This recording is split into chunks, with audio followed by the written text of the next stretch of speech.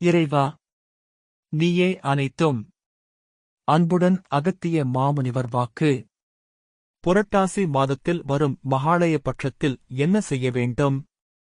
தடைகள், துன்பங்கள், தாமதங்கள் நீங்கி வாழ்வில் வெற்றி அடைய நல்முறையில் வாழ என்ன வழி?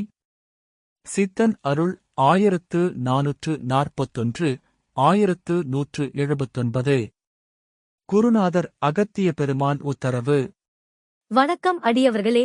குருநாதர் வாக்கின் உள்ளே செல்லும் முன்னர் மகாலய பட்சம் குறித்து ஒரு சிறு விளக்கம் காண்போம். மகாலயம் என்றால் பெரிய கூட்டம் என்று பொருள். மறைந்த நம் முன்னோர் மொத்தமாக கூடும் நேரமே மகாலய பட்சம். புரட்டாசியில் வரும் அமாவாசையே மகாலய அமாவாசை எனப்படும்.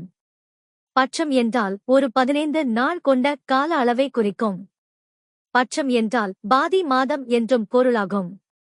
நம் குருநாதர் அகத்திய பெருமான் செப்டம்பர் 2023 மாதம் காசியில் இருந்து மகாலய பட்சத்தில் மக்கள் என்ன செய்ய வேண்டும் என்று வாக்குகளில் தெரிவித்து இருக்கின்றார்.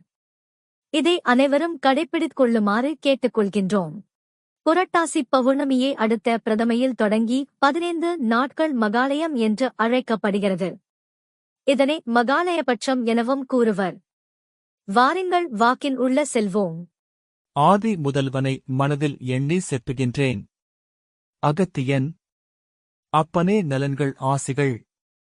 இம்மாதத்தில் புரட்டாசி வளிமண்டலத்தில் இருந்து அணுக்களானது புவியை நோக்கி வரும். அவனுக்களானது ஆன்மாக்கள் என்பேன் அப்பனே. முக்தி பெறாத ஆத்மாக்கள் இம்மாதத்தில் வளிமண்டலத்தில் இருந்து தானாக உதிர்ந்து புவியை நோக்கி வரும் அப்பனே. இவ் அணுக்கள் அதாவது ஆன்மாக்கள் அதிகம் இராமேஸ்வரத்தில் விழும் என்பேன் அப்பனே.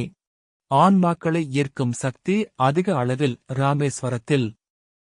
அதனால்தான் இராமேஸ்வரத்தில் முன்னோர்களுக்கு தர்ப்பணம் செய்வது சிறப்பு என்பேன் அப்பனே.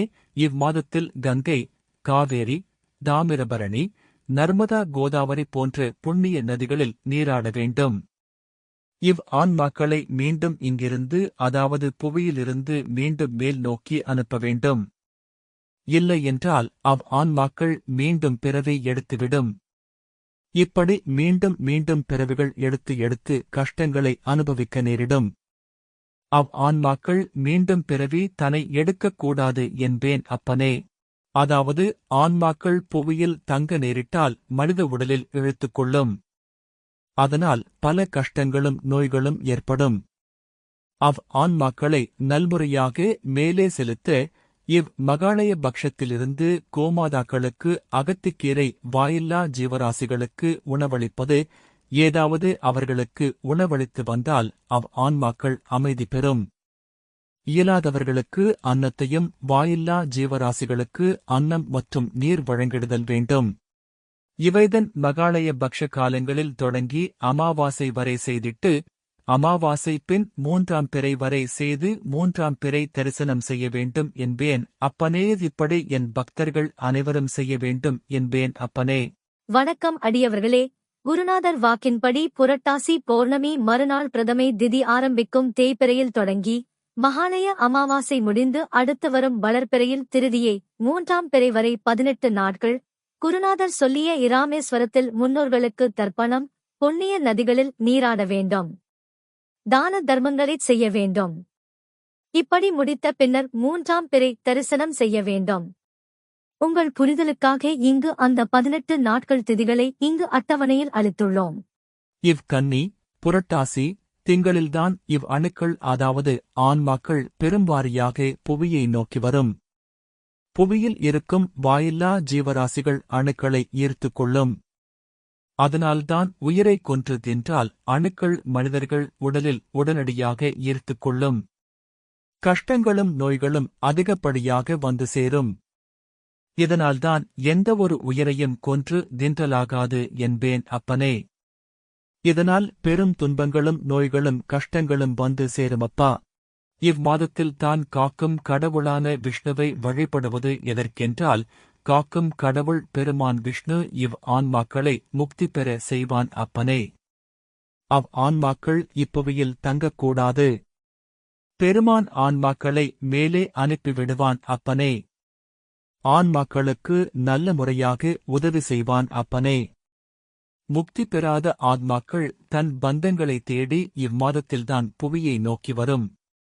அப்பனே, அவை மனித உடலில் சேரக்கூடாது. அவை சேராதபடி அவற்றிற்கு முக்தியை அளிக்க வேண்டும்.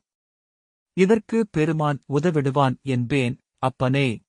இவ்மாதத்தில் பெருமானை யான் உரைத்தபடி நல்படியாக வணங்கிட்டு யான் கூறியவற்றை செய்து வந்தாலே போதுமானது. பெருமானை இம்மாதத்தில் நல்முறையாக விரதம் இருந்து, அப்பனே, ஏற்கனவே விரதம் எப்படி இருப்பது என்பதைப் பற்றி உரைத்திருக்கின்றேன். விரதம் என்றால் என்ன, எப்படி கடைப்பிடிப்பது என்பதைப் பற்றியும் ஏற்கனவே சொல்லிவிட்டேன் அப்பனே. அதன்படி எந்த உயிரையும் கொல்லாமல் கொன்று புசிக்காமல் ஜீவகாருண்யத்தை கடைப்பிடித்து வரவேண்டும் அப்பனே. வணக்கம் அடியவர்களே, குருநாதர் உரைத்த விரதம் குறித்து காண்போம். அன்புடன் அகத்திய மாமுனிவர் வாக்கு. விரதம் என்கின்றார்களே, உண்ணாமல் இருப்பது விரதம் இல்லை. முதலில் வாய் பேசாமல் இருத்தலே முதல் வகையான விரதம். இதனால் இல்லத்திலே இருந்து கொண்டு சரியாகவே அதிகமாக பேசலாகாது. மௌனத்தை கடைபிடிக்க வேண்டும், பேசவும் மாட்டார்கள். ஆனாலும் அதனோடே கோபமும் கொள்ளக்கூடாது. அதனுடனே காமத்தை விட்டு ஒழிக்க வேண்டும். இதுதான் விரதமப்பா. மற்றவை எல்லாம் விரதம் ஆகாதப்பா. வாருங்கள் வாக்கின் உள்ள செல்வோம். இவ்மாதத்தில் அசைவ உணவை எடுத்துக் கொள்பவர்களுக்கு உடனடியாக அந்த அணுக்கள் ஆனது ஈர்த்துக் கொள்ளும். இதனால் பல கஷ்டங்கள் ஏற்படும். அத்துகளானது மனித உடலில் ஒட்டிக்கொள்ளும். அப்படி உடலில் ஒட்டிக் கொண்டால் பல நோய்களும் கஷ்டங்களும் வரும்பா. அணுக்களை வாயில்லா ஜீவராசி